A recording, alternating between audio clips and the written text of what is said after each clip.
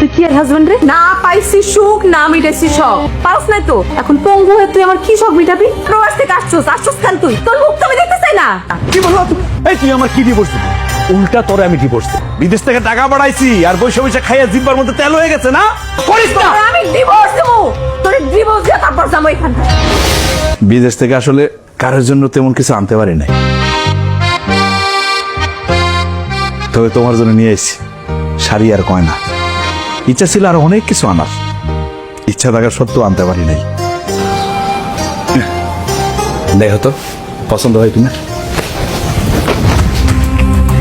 তোর শাড়ি তুই পর। তোর শাড়ি চুরি দিয়ে আমি কি করুম রে? হ্যাঁ, আমি তো তোর সাথে সংসারই করুম না, আমি তোর লাগে থাকুম না, আমি ডিভোর্স দিয়ে দিব। তোর মতো পঙ্গুর সাথে থাকে আমি কি করবো? কি বলতেছো তুমি বউ? পাগলের মতো কি বলতেছো? তুমি আমার তালাক দিবা মানে? তো তালাক দেবো না কি করুম?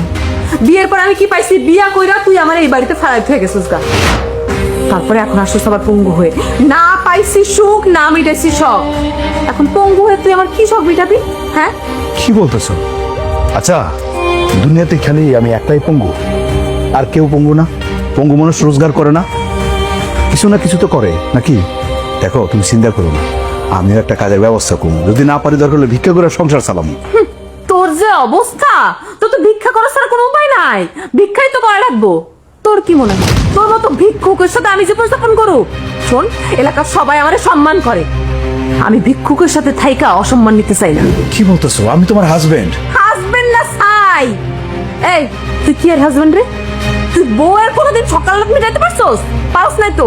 প্রবাসে ছেলে কি করছস তুই আমার জন্য? হ্যাঁ, তুই পঙ্গু হয়ে প্রবাস থেকে আসছস কেন তুই? তুই প্রবাসে চলে যা, তোর মুখ তো আমি দেখতে চাই না। কি বললা তুমি? কি বললা? তোর মতো কুলাঙ্গারের দরকার নাই তো আমার।